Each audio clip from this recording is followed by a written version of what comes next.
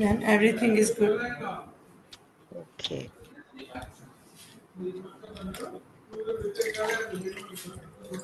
Okay, so today we have one more mock session. Today only I am going to take the class in the afternoon, that is between 2 to 3.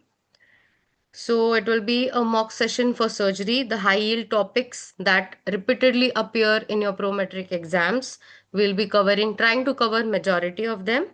Okay. So if anyone has any doubts after the question, you can immediately ask me. Also, if there are any doubts about studies, how to plan the studies, or there are any confusions, you can ask me after the session. All right. So are we ready to go ahead with this session for today?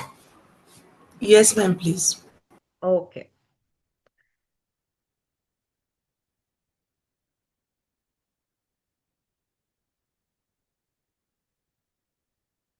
Give me a minute.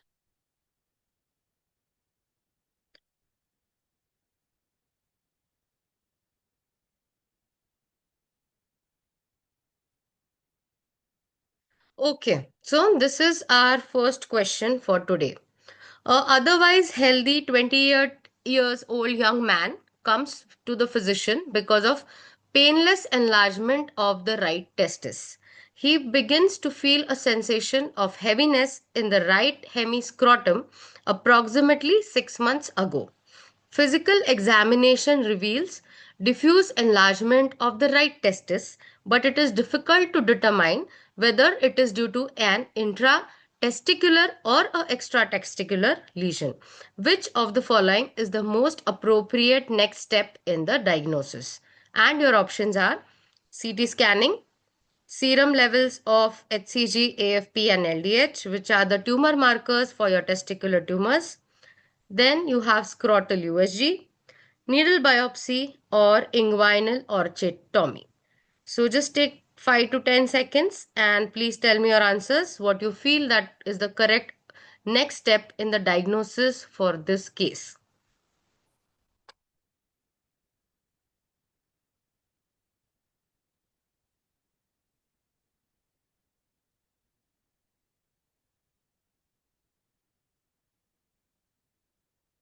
Okay, we have started getting answers.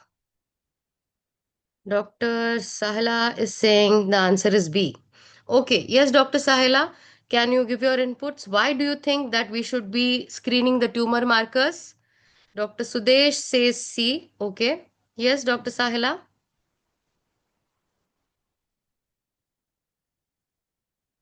I guess Dr. Sahela is not available. Ma'am, I'm available only. I'm just Okay. confusing with B or C. Okay.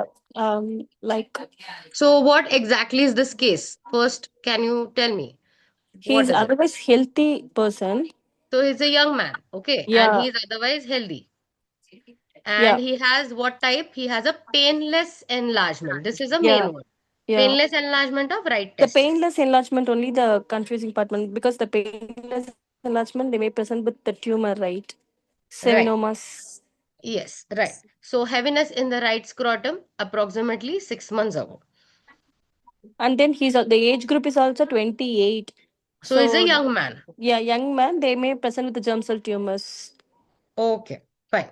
So basically here the correct answer has to be scrotal USG. Majority of you have answered scrotal USG. This will be the first step. After Okay. scrotal USG, whenever you see the swelling or whenever you confirm whether the swelling or the tumor is intratesticular or extratesticular, after that you have to go ahead with the tumor markers. So here the Okay, ma'am. first step will be your scrotal USG. Second will be your tumor markers, and third will be your CT scanning. And inguinal orchiectomy will be the final treatment or the surgical management, which will be your last step. Okay, so now let us see ahead the details about this. So, as the buzzwords in our question, what it is a 28-year-old man, painless enlargement, 6 months, diffuse testicular enlargement. So, now for this, if it is a diffuse testicular enlargement, the first initial management, or you can say as the bedside management, which is very convenient for the patient also, that you will do a scrotal USG. Okay. Why scrotal USG? Because we have to first differentiate whether it is intratesticular or it is extratesticular. Whenever the lesion is going to be intratesticular, it has to be 90% of the time malignant. That is more bad prognosis wala. And if it is an extratesticular lesion, it has to be generally a hydrocele or a benign type which has a good prognosis. For that, a USG is mandatory as the initial step. Once you confirm it with the USG, then you will go for the tumor markers considering what exactly type of the tumor it is. Now, just for a revision, can anyone tell me how are the testicular tumors classified as? This also sometimes come in your exam. So can anyone tell me what is the classification of testicular tumors? Seminomas or non-seminomas, no? Yes, very good. Seminoma, non-semi.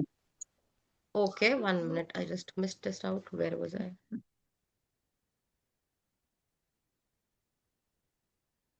Okay. So what were you saying? So there are what type? Seminoma? Seminomas and non-seminomas. Huh? Non-seminomas is further classified. I mean, is for example, right, the yolk sac tumors or teratomas Okay, very good. and Scott stromal tumors, sex Scott stromal tumors, ma'am. Germ cell Oh, tumor and carcinoma. yes, Dr. Mipra, you're saying seminomas? Seminomas are Non-seminomas classified are as choriocarcinoma. okay. Non-germs and seminomas are classified as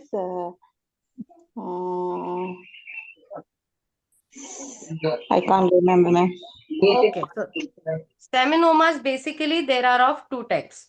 Okay, one is your seminoma proper and then is your spermatocytic Cytic tumor. tumors. Yes, so this is your spermatocytic tumor. People, please pay attention because this is important. This is a high yield type of classification that they usually ask you. And for the non-seminomatous, you have various types. There is going to be your yolk sac tumor. There is going to be your choriocarcinoma. Then there is going to be your teratoma. Teratomas. Yes, very good. And there is going to be embryonal carcinoma. So there is also going to be embryonal carcinoma or it can be your mixed types. Okay.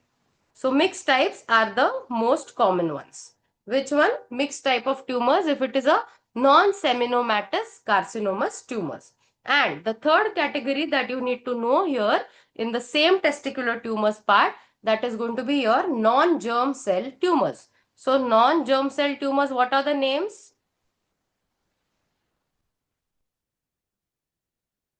Something is wrong.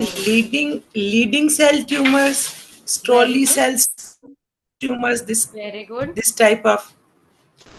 Yes. So if it is a non-germ cell tumor, then it has to be your Leydig cell, your Sertoli cell, and your lymphoma. Okay. So Leydig cell, Sertoli cell, and lymphoma. So basically, this is going to be the classification. Three types: seminoma, non-seminoma, and non-germ cell. Seminoma is of two types, that is seminoma proper and spermatocytic tumors. Non-seminoma is going to be your yolk sac, choriocarcinoma, teratomas, embryonal carcinomas, and the mixed type of tumors, which are the most common types that we usually find. All right. Okay, so this is basically the structure or the anatomical part of your testis.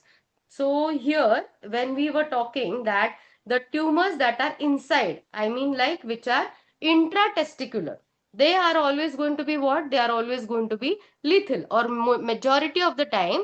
See, if the tumor is going to be somewhere present here, then this is going to be your malignant. And if it is a extratesticular here, it is going to be generally your benign type. Okay. So, and can anyone tell me that which is the true capsule of your testis? This was also a question which was directly single one liner asked in the exam. What is the true capsule of the testis? The true capsule of your testis. A So it tunica is albuginea, ma'am. very good. So it is your tunica albuginea.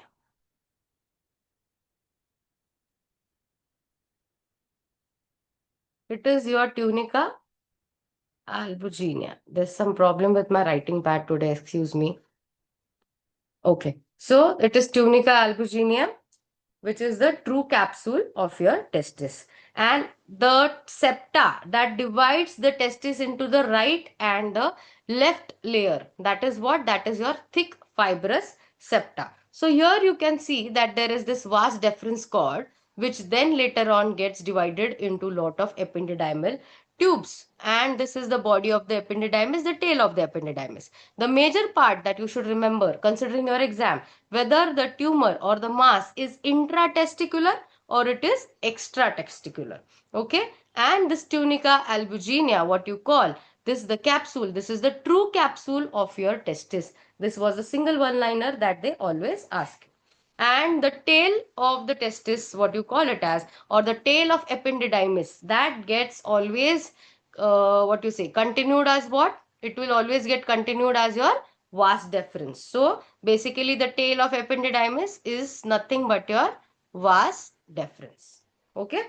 Now what is the blood supply of your testis? Sorry, not blood supply. Blood supply is testicular artery, that is direct. Now, one more question that they always ask you is, where is the venous drainage, or what is the most common type of venous tumor?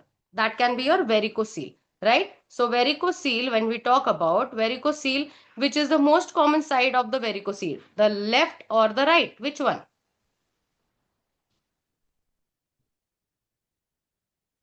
Which one? Which is the most common, left side or right side? I think right. Okay, so it has to be the left side, which is the most common type of your varicocele. The reason being, the left-sided drainage is into the left renal vein. So the left renal vein drains your left side of the testis, and the right side of the testis is drained by your internal vena cava. Okay, sorry, your Okay. inferior vena cava. And that is the reason that the left renal vein leads you to the left-sided varicocele, which is the most common type of variceal tumor, or you can say at the variceal swelling. All right. Are these basic pointers clear for your exam? Yes, ma'am. Okay. So see, on USG, whenever we talk about testicular and extratesticular masses, see this. This is a extratesticular. So you can see a superficial area. This is a superficial area of your testis, the swelling. But look at this intratesticular mass. This is such a gross swelling out here. So this is again your intratesticular mass. This is your superficial one, which is your epidermoid cyst. But here you can see this. This also comprises of the blood vessel. The Doppler image is showing. This most probably can be a malignant type of a swelling. Okay. The same thing, when we call it as a cancerous thing, they have shown here cancerous. Why? Because it is intratesticular. It's coming right from a ependydymis. All right. And this is your epidermoid cyst, which has to be your ependydymal cyst, which has to be your benign in nature. Okay. So as we discussed, what was the sequence? The sequence here was, first you will do your scrotal ultrasound, then you will do the tumor markers, then if needed, you will do the radical inguinal orchidectomy and CT scan for the staging. Always remember one thing, never do a biopsy for any testicular swelling. Biopsy is always contraindicated in your testicular swelling. Clear? Okay, so just as we have come here into this tumor marker section also, let us revise 5 to 6 tumor markers which are important for your exam. So AFP, that is your alpha fetoprotein. So please tell me, where do we see this? What all things do we understand? Which cancer does it Liver, rise? hepatoma, Hepatocellular prostate. carcinoma. Yes, Prostate. very good. And your yolk sac tumor. pros, you accept. Yes. Then next important for your exam is your beta HCG. Except for pregnancy. Now, where does beta HCG? Choriocarcinoma and Choriocarcinoma, Yes, choriocarcinoma and your testicular tumor again. Testinoma. Yes, right. Then if you have your PSA, PSA is going to rise where? What is the full form of PSA? Prostate specific antigen. So it is only going to rise in prostate Prostate cancer. cancer. Prostate cancer. Yes, very good. So if Prostatic it is, cancer. Prostatic yes, cancer. so if it is CA125, where will it rise?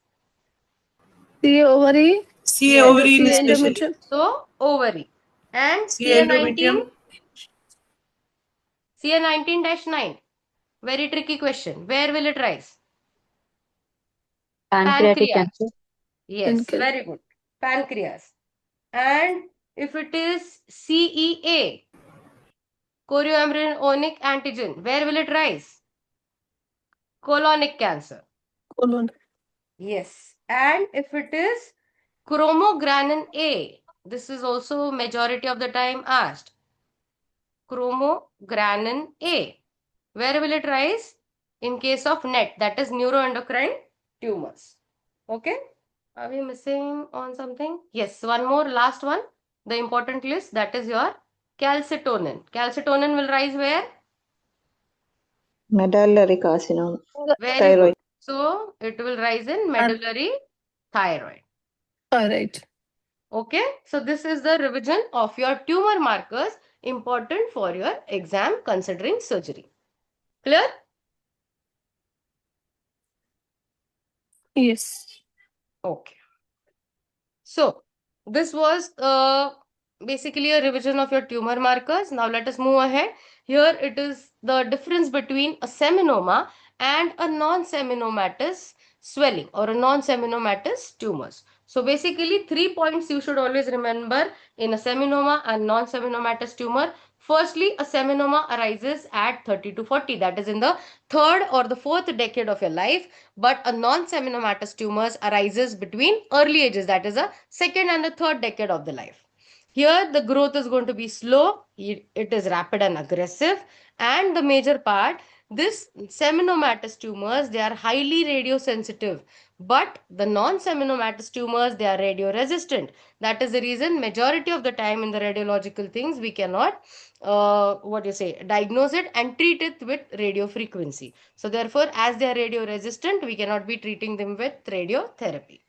Now, what is the prognosis for the seminoma? It is good, but it is slightly worse here if it is a non-seminomatous tumor.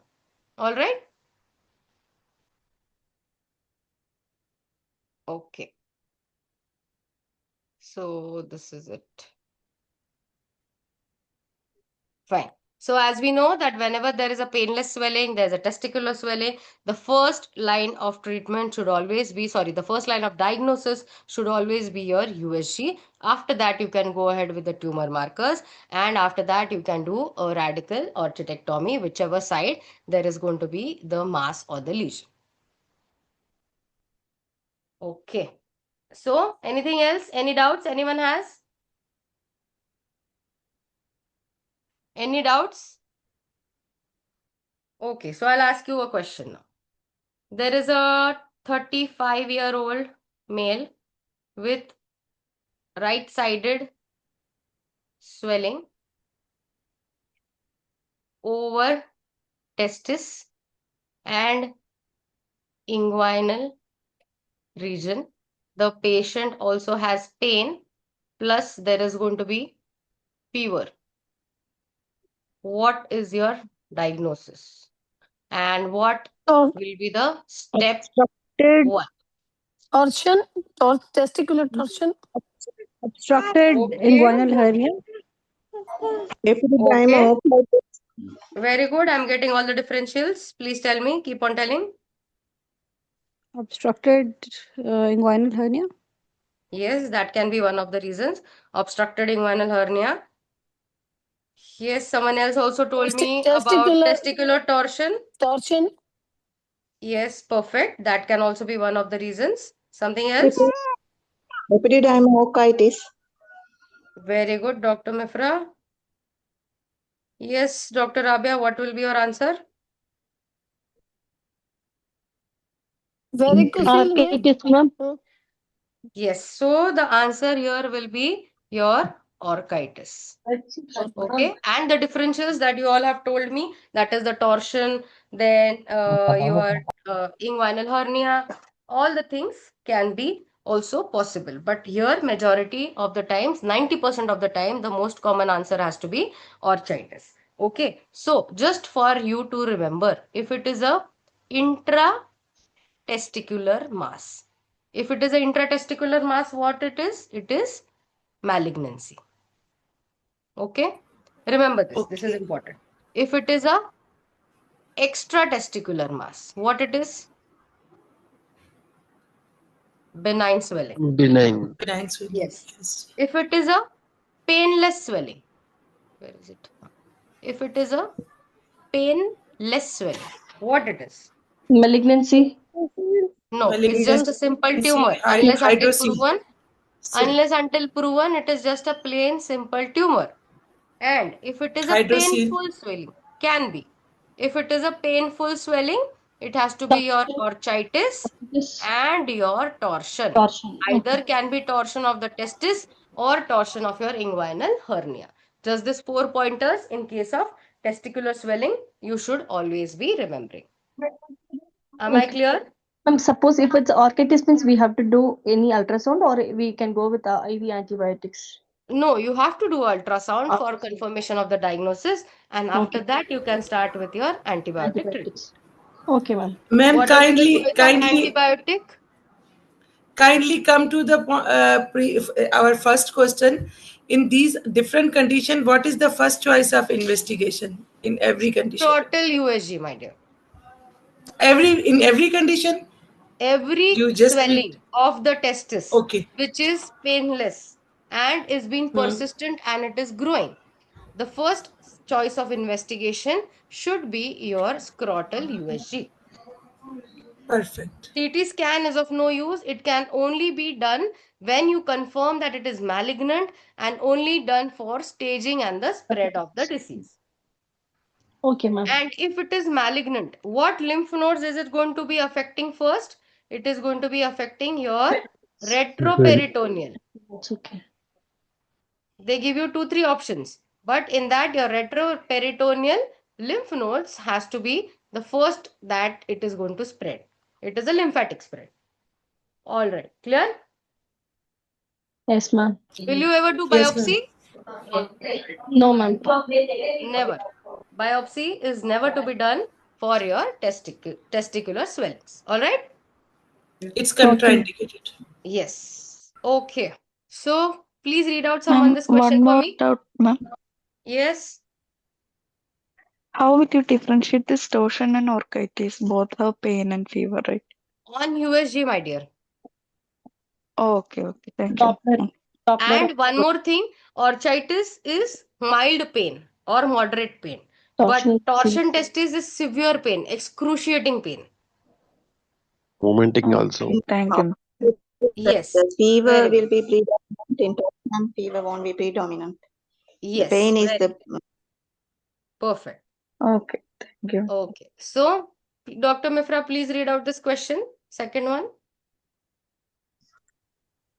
A young man is shot in the upper part of the neck with a .22 caliber revolver. Inspection of the entrance and the exit wound indicate that the trajectory of the bullet is all above the level of the angle of the mandible, but below the skull. He is fully conscious and neurologically intact. A steady trickle of blood flow from both wounds, and it does not seem to respond to local pressure. He is hemodynamically stable. Which of the following is the most appropriate next step in the diagnosis? Continue clinical observation, barium salo, CT neck with angiography, endoscopy, surgical exploration. Okay. So, what will be the answer? Ma'am, as Dr. Zulekha CT is neck saying we should do angiography. CT neck. Okay. CT. Yes, CT Dr. neck Zulekha, can you angiography. explain me why we'll do CT neck? Ma'am, actually, patient is hemodynamically stable. So here is the best do the CT neck and angiograph to see the where is the blood is trickling from. Yes, Dr. Sunil Kumar.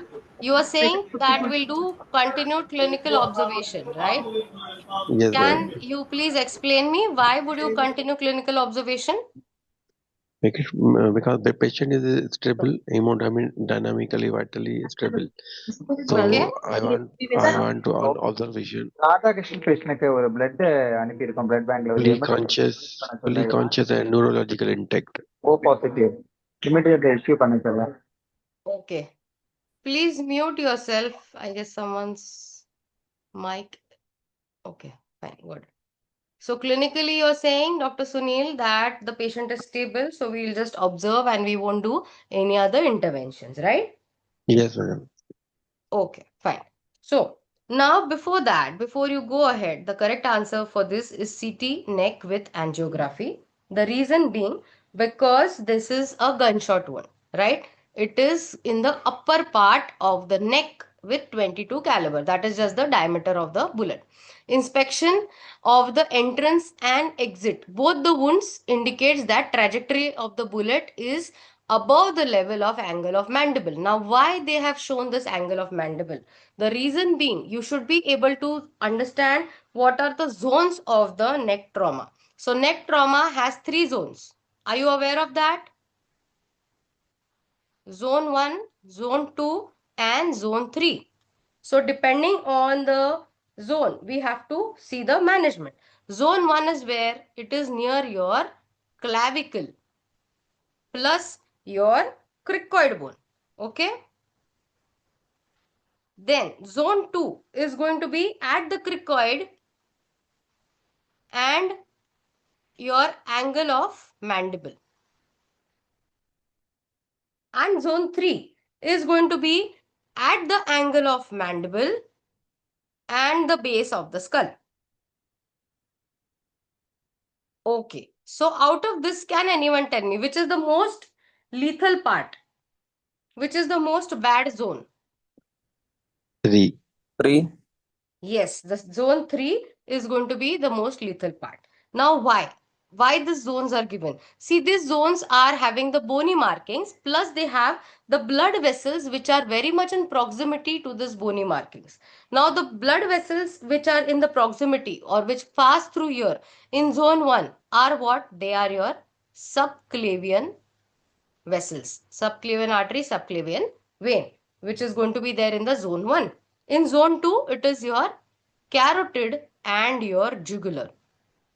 Because obviously the JVP we see near where? Where do we see the JVP? Yes. Zone 3. Okay. Zone 2. Zone 2, ma'am. At the border of zone 2 and zone 3. It is going to be in between zone 2 and zone 3. But if you ask me one right answer, it is zone 2. And in the zone 3, we'll have distal carotids and the vertebral. Distal carotids and the vertebral. Now this vertebral here, these vertebral vessels, they are very important. Why? Because where do they connect? What do they form? What do they form in the brain? Bachelor. Yes, the circle of Willis. And most probably stroke is possible. That's why this zone 3 is very important due to the distal carotids and your vertebral vessels, because it can also give you the stroke or it can give you any hemorrhages which is very much in proximity to your circle of Willis. Okay, now let us see the explanation. See, these are all the zones, zone 1, 2 and 3. From zone 1 here, zone 2 and zone 3. Now our patient, he has the entry exit wound at the angle of mandible. Okay, so this is the angle of mandible here. Due to the presence of the vertebral vessels and your distal carotids, we have to do some active interventions. Now there is one point that they are mentioning, that there is the trickle of the blood. Trickle means it is very slow flowing and the patient is hemodynamically stable. So therefore, we'll do a CT angio to just check the degree of the damage. If it's If the unstable, we can patient, do surgical yes, exploration. yes, if the patient is unstable, then we will be doing the surgical exploration immediately without any radiological diagnosis. Now see here. The gunshot wound appears to be in the upper part of the neck, trajectory above the angle of mandible but below the base of the skull. This does not respond to local pressure. Now the patient is conscious, neurologically intact and hemodynamically stable. Therefore, we will do, no, here it is given wrong. The answer has to be your, what you say, CT angio for the neck. Okay. This I had to correct. This is old PPT. I'm sorry. The CT angio neck has to be the answer. Okay, now before we go ahead, you have to always differentiate whenever there is a neck trauma that what are the hard signs and the soft signs of vascular injury. Any vascular injury in the body, but mainly in the thoracic region or in the skull region, you have to always see for your hard signs and soft signs. Hard signs is what? There is pulsatile bleeding, there is hematoma, loss of distal pulses, and there is bruit or thrill. This is immediately we have to go for surgery. There is no scope of any CT angio or any other investigations, no radiological testings. Immediately take the patient to the OT and operate him because it is a hard sign. What hard sign? Just like pulsatile bleeding, massive blood loss, expanding hematoma, and loss of peripheral pulses or loss of distal pulses. Now, when we talk about soft signs, what are these? There is non-pulsatile bleeding, or you can also say that there is the trickle of the bleeding, that as in the question that we see. Non-expanding hematoma, diminished pulse. Pulse is there, but it is very slow. History of any massive bleed or any hypotension in the past. Then neurological deficit, wound in the proximity to the vessel, abnormal velocity on Doppler or ultrasound. So whenever there is soft sign, you have a scope for imaging. If it is a hard sign, you do not have any scope for imaging, immediately operate the patient. Clear? Is it clear? Yes, ma'am. Yes, ma'am. Yes, ma'am. Yes, ma'am. Okay. So this was it. CT angio, then selective surgery. Yes, here it is shown that CT angiography should be done and then the selective surgery, whatever the vascular surgeon will tell you, that has to be done. Okay. Fine. Now, next question. This electrolyte imbalance I'm not taking now because we don't have that time.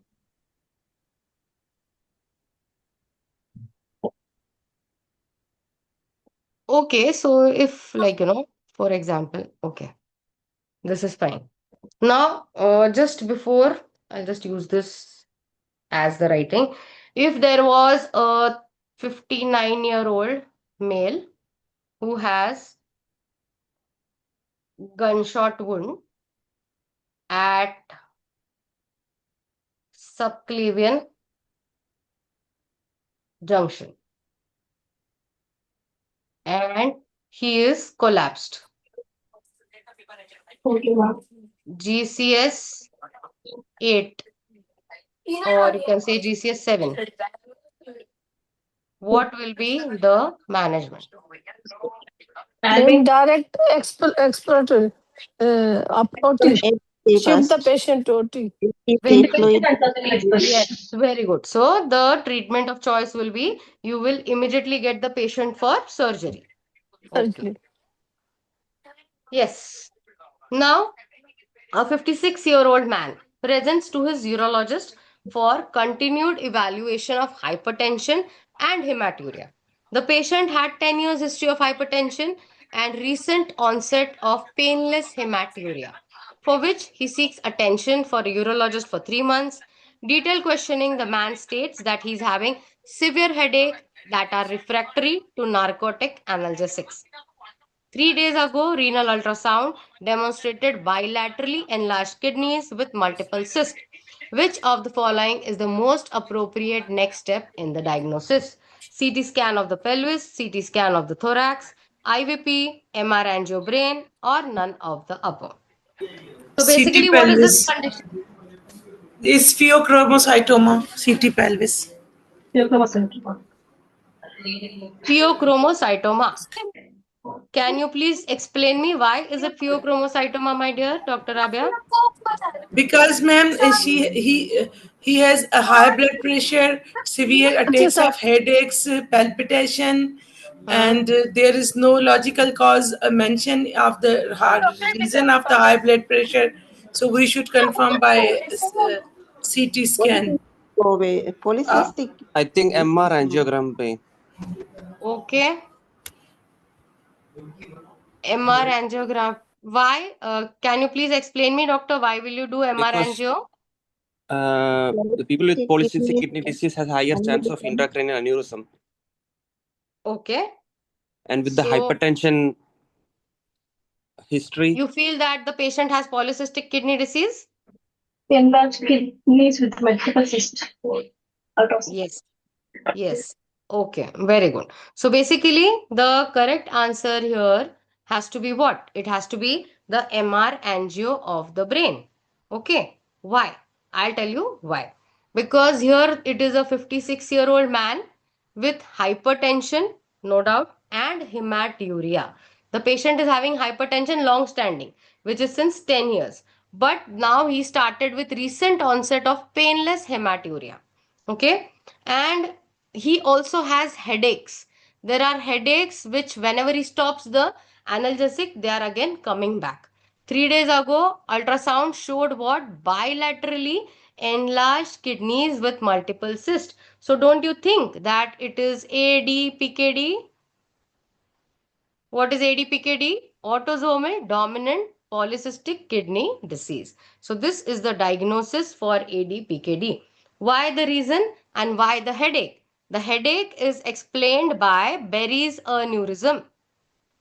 Can anyone tell me what is Berry's aneurysm? Limited circular villas. Yes.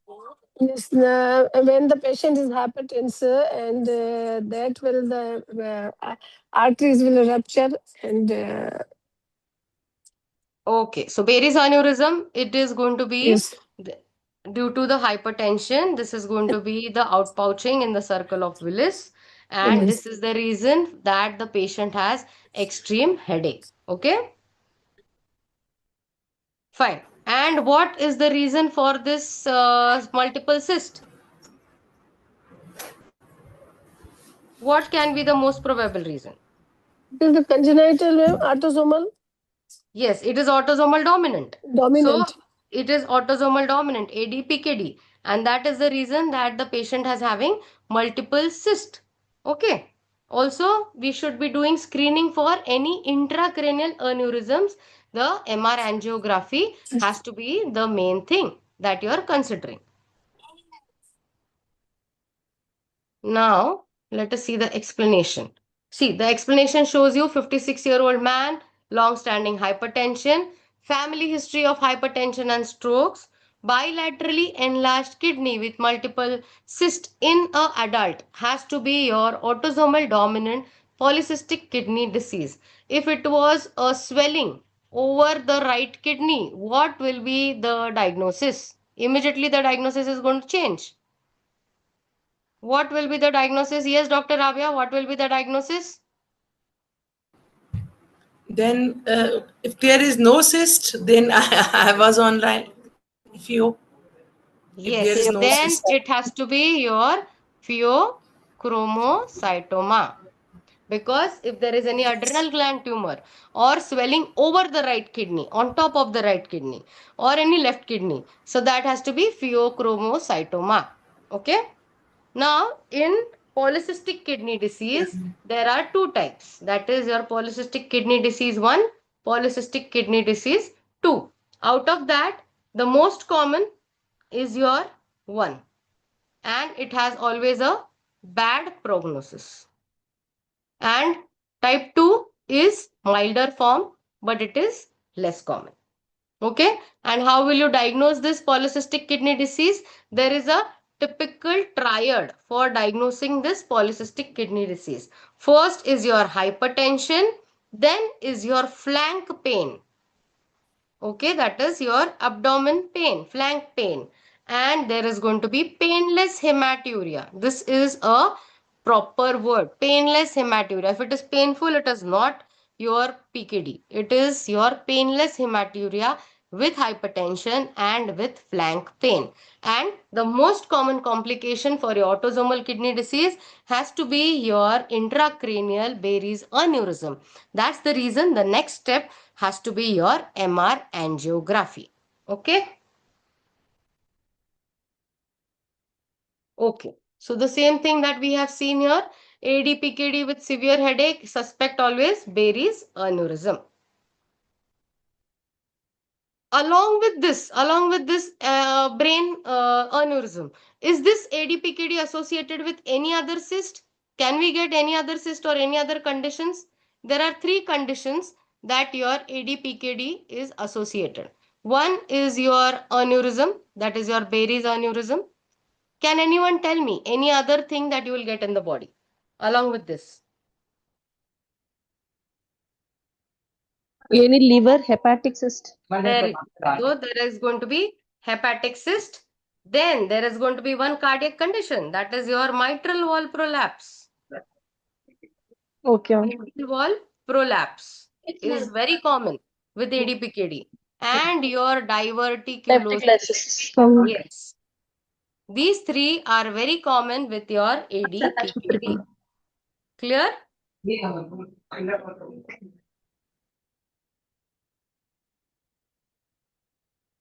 Okay, so see this on imaging. How will you see? Just like a grape cluster. Do you see this multiple cyst? These are the multiple fluid filled cysts on the kidneys that you will be seeing. And what is the reason for hematuria? The rupture of the cyst. Whenever the cyst is rupture, this is going to cause you hematuria. And it is not painful at all. That is the reason that there is painless hematuria with hypertension. Clear?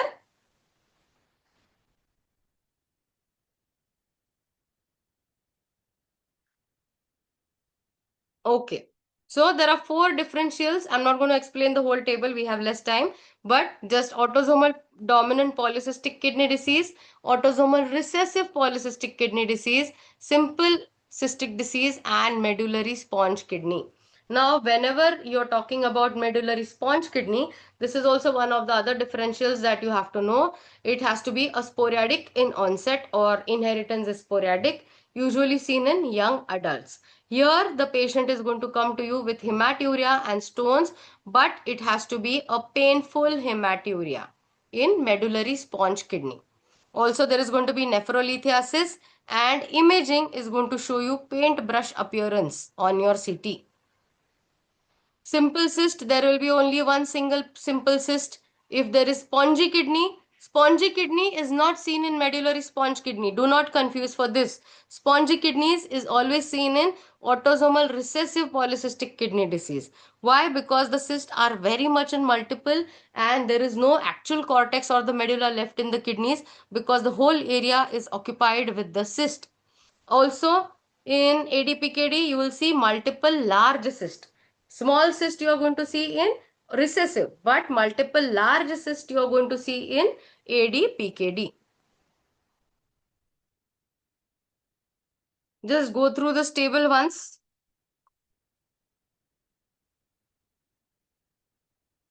Yes, ma'am.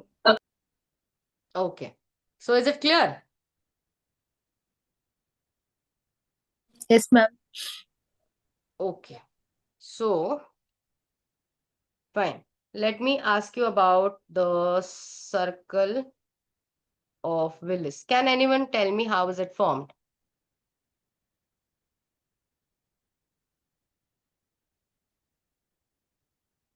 See, always remember, it is formed by your vertebral arteries. So these two will be your vertebral arteries from the zone 1 of your neck injuries area, vertebral arteries.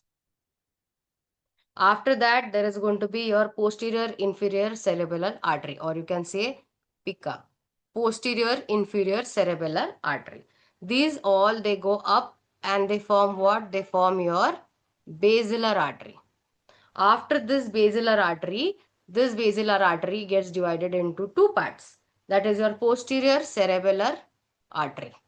Okay. And this is going to again have your posterior communicating artery. Then there is going to be your mid-cerebral artery. And on the top, there is going to be your anterior cerebral artery. And in between, there is going to be your anterior cerebral communicating artery. So just on roughly, you should be knowing what are the arteries, how is it formed, the circle of Willis. Always keep this in mind. Sometimes they show you a diagram of circle of Willis and two labels or one label is not there, and then they'll ask you what is the exact artery or the structure that they are mentioning.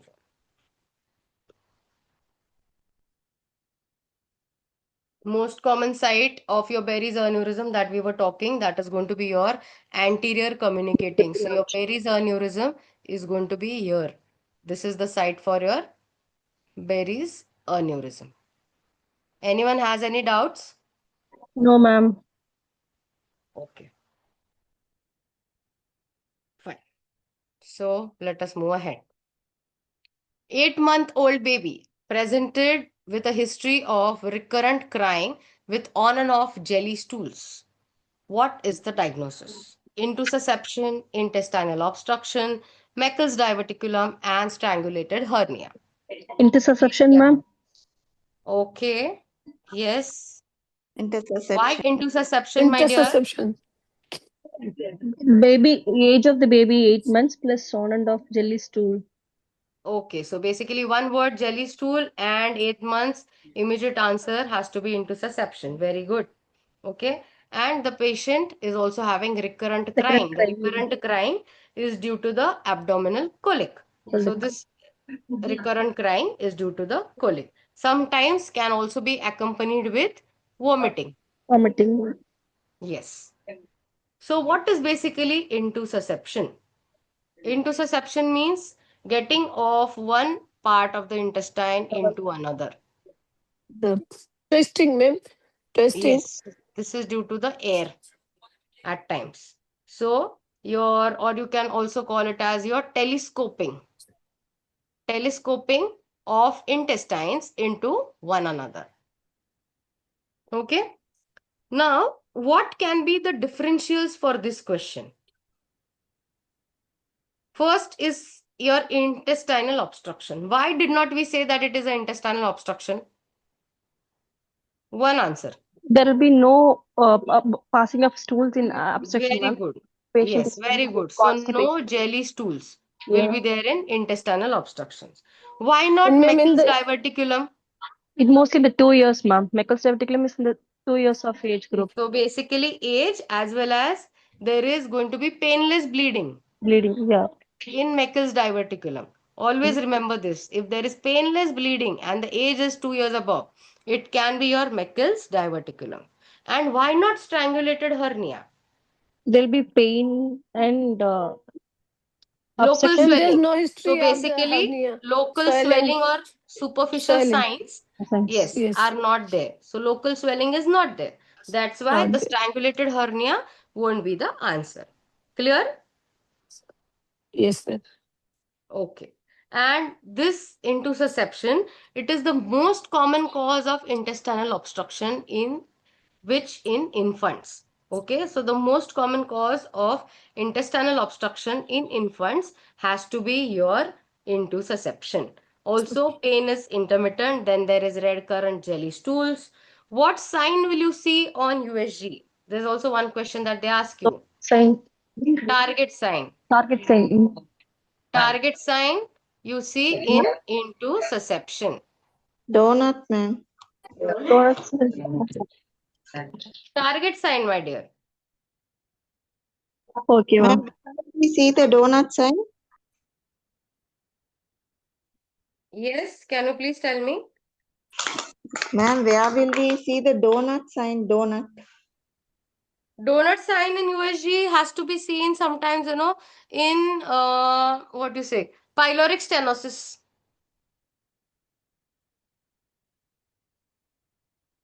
I'll tell you. See, donut sign usually looks like this. Whenever you see, this is your supposedly your USG screen. Pyloric stenosis is like a string sign, no, ma'am? String. No, this donut sign, such type, you will see in your pyloric stenosis. As far as my knowledge is concerned, donut sign is seen in pyloric stenosis. But we'll find out that in intussusception it is seen or not. Because in intussusception, as far as my knowledge and your exam thing is concerned, we see target sign. And how does this target sign look like? Exactly the same. This is your donut sign, and this one is your target sign, just like a dart. You know, we put dart, the red color is there in between, and these are the targets. So basically, this is your target sign. Okay. I'll just share it in the group, the difference between target sign and pyloric stenosis wala, donut sign. Clear? Yes, ma'am. Okay. So I have an image here. 1 minute. Where is that image gone? They have shown a target sign and donut sign both.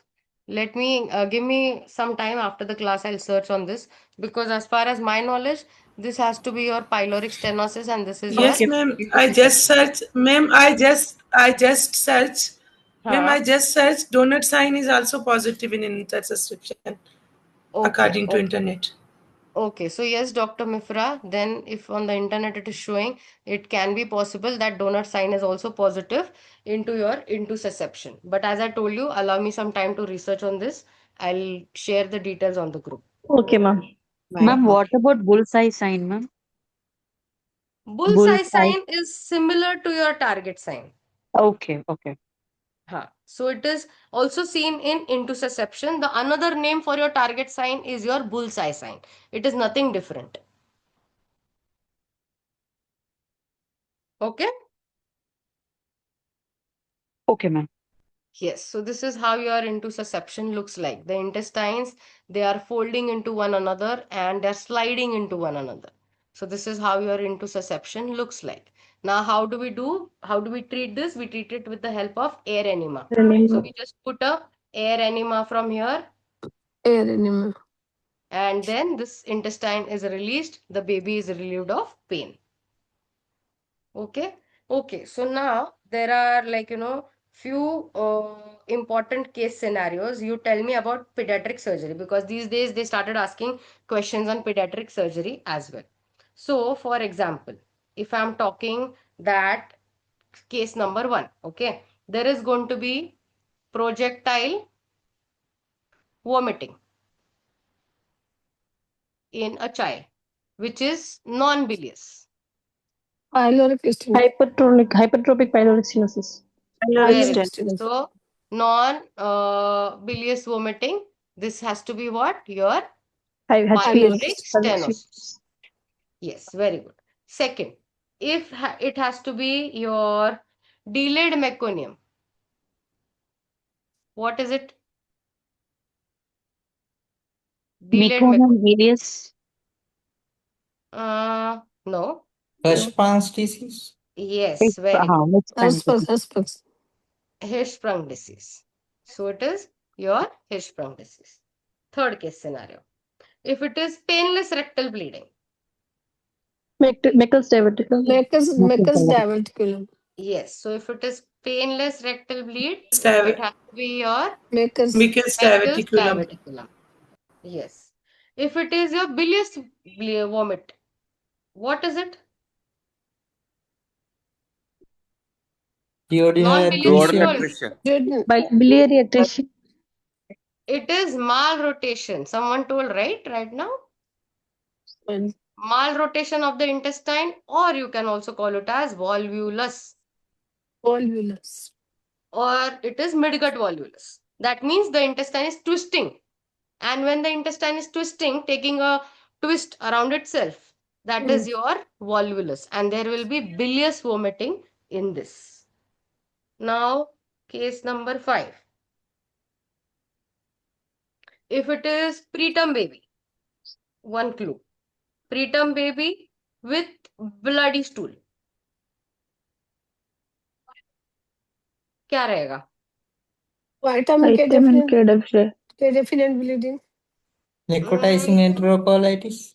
Yes, very good. Necrotizing Who answered that? Necrotizing, yes. Necrotizing enterocolitis.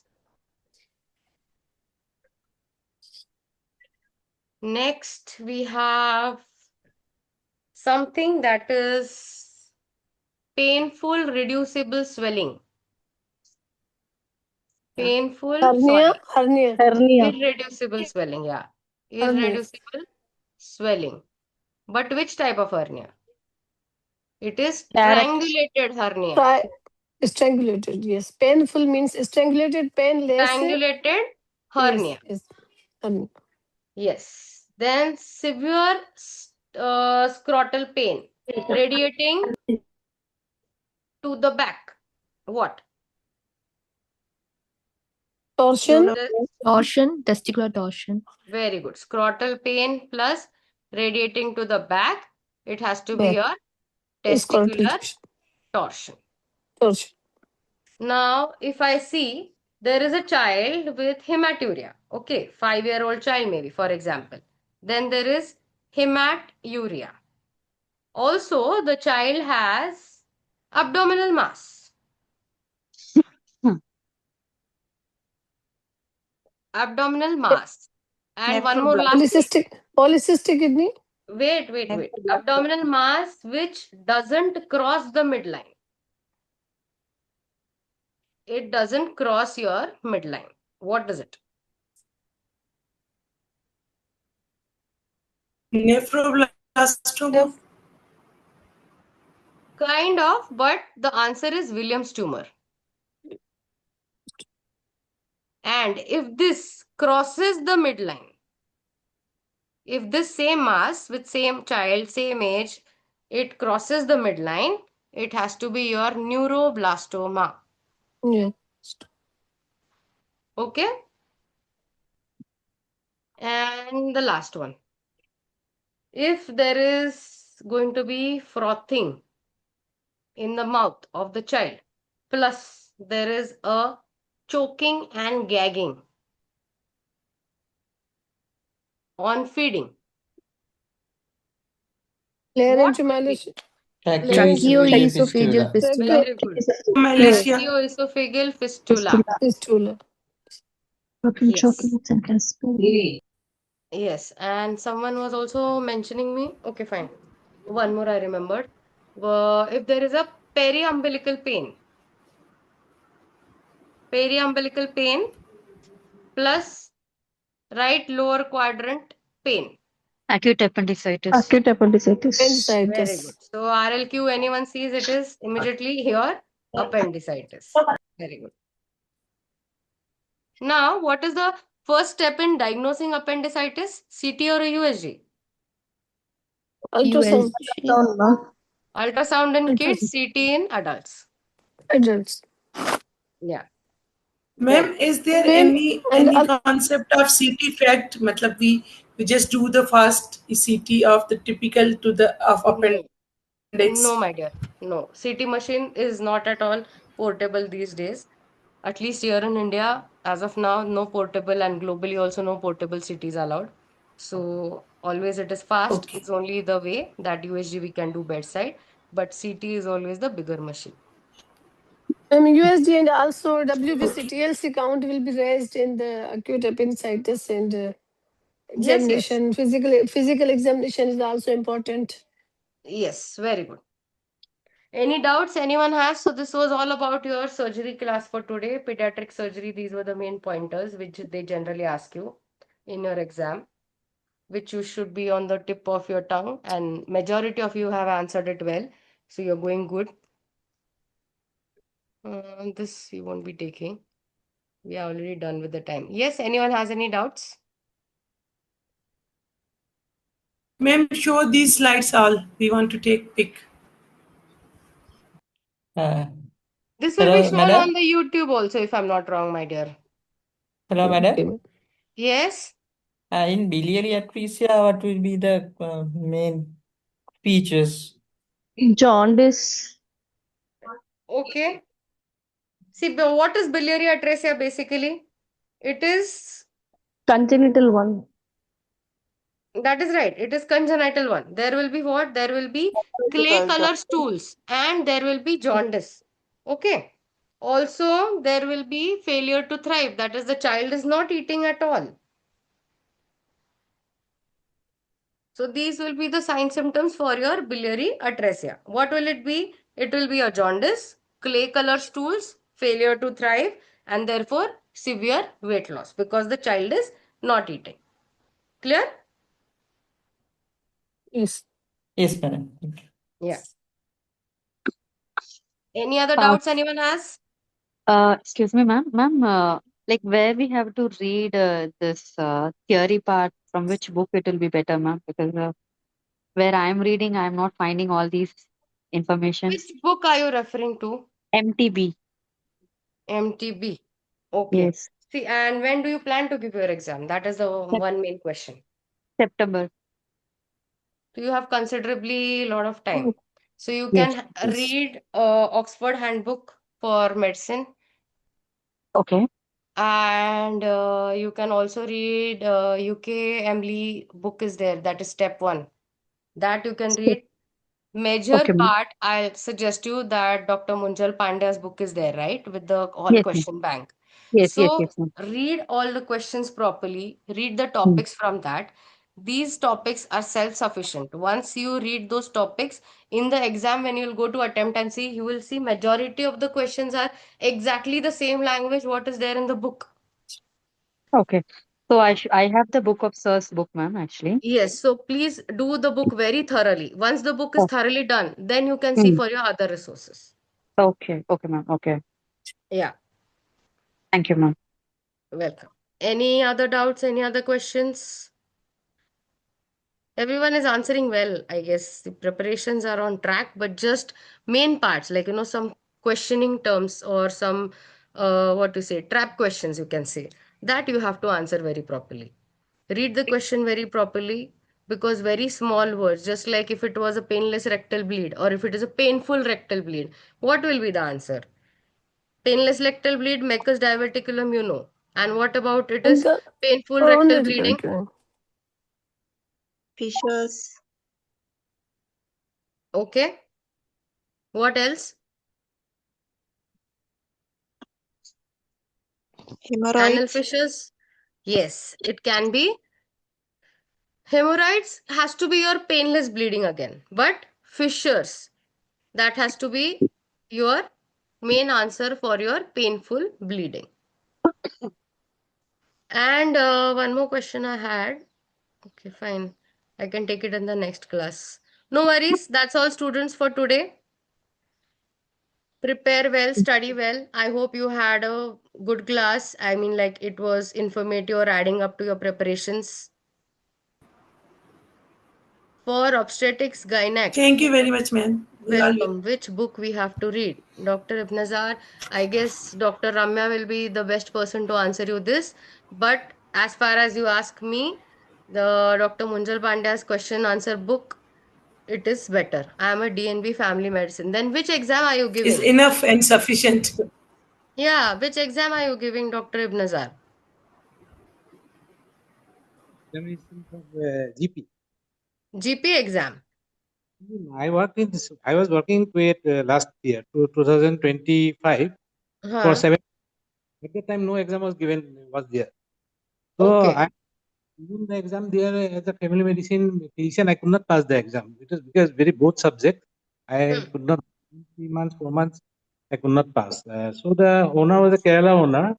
They told me Hmm. to to give the exam. So I came here in India. So I'm prepared to keep the GP because they told me that as I have an MD in family medicine, they will upgrade later on. But Hmm. just they told me to pass the GP exam so that I Okay. get. See, But I for Obs Gynae, I'll suggest you on internet you will find Prep Ladder notes. Prep Ladder NEET PG notes are there for Obs Gynae. They are self-sufficient, or Marrow notes are also there. which you can download it easily. But try to downloading the recent versions for Marrow or Prep Ladder notes for NEET PG. Those are self-sufficient for your OBS gynae, whatever you have to remember and learn. Because in GP KMLE exam, only gynae and pediatrics are coming too much. Yes, yes, right. So that will be the best books that you can have because these are all single pointers and they'll be there. Thank you very much. Okay. Thank you, everyone. Please share your reviews for the class as well and keep studying. All the best. Thank you, Thank you so ma'am. much, ma'am. Thank you, ma'am. Thank you. Thank you, ma'am. Welcome.